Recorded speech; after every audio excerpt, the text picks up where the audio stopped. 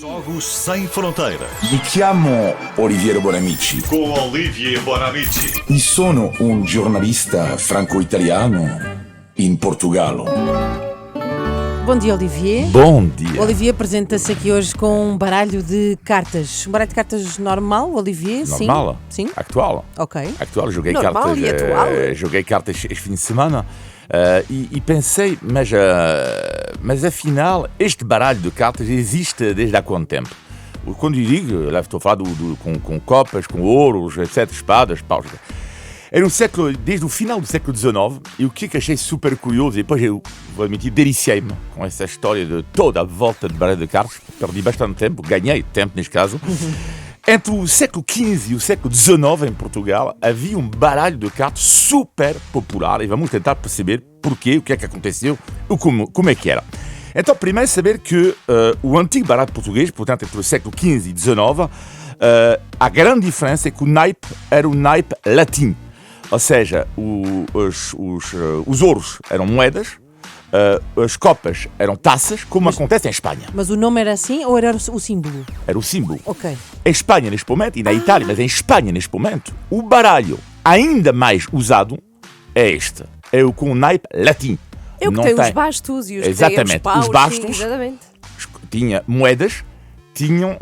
estão a perceber, basicamente? Sim, ou seja, os símbolos eram diferentes. É Os isso? símbolos eram Sim. diferentes. E hoje em dia, em Espanha, eles ainda jogam com isto. Muitas vezes. O Música, o grande jogo de Espanha de Não, cartas. grande parte das vezes um baralho espanhol, se comprares em Exatamente. Espanha, não é igual ao nosso. Não é, exatamente. Sim.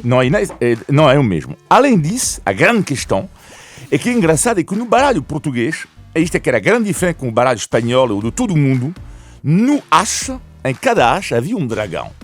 O dragão, símbolo da monarquia portuguesa, e entre o século XV e o século XIX, os portugueses chamavam este baralho o baralho do dragão, por Ok. causa dos ases.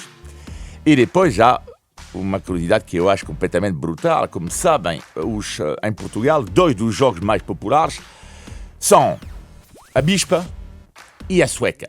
Qual é o ponto em comum entre a bispa e a sueca? Bisca, É que- bisca. é- Bisca. é- bisca, desculpa. A Não, bisca e a não, sueca. conheço esse. Retiram 3 cartas. 12 no total. Não há 10, não há 9, não há 8. Portanto, se Exatamente. retiram 3 10, 3 9 e 4 9, 4 10 e 4 8, 4, aliás, 8, sim. dá 12. 52 menos 12 dá 40. 40. E acontece porquê? Porque o antigo baralho português tinha 40 cartas. Ah. E não havia estas cartas. E por isso que já se jogava sueca no século XVI, XVII, e a partir daí, então, mudança de baralho.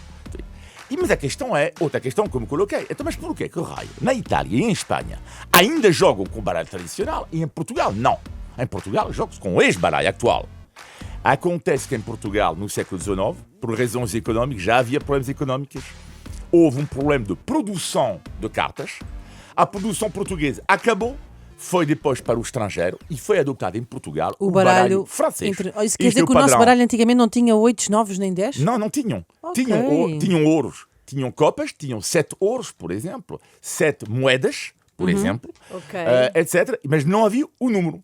E depois, problema de produção, e foi adoptado o padrão atual, que é o padrão francês, que existe, que é mais conhecido neste momento no mundo inteiro. Na quarta-feira vamos viajar até a Ásia, porque o mais inacreditável nisto tudo é que, ok, o baralho português não acabou, mas ele foi exportado em muitas partes do mundo, nomeadamente na Ásia. Muito bem. Então até Jogos quarta. Sem Fronteiras. Portugal a dar cartas.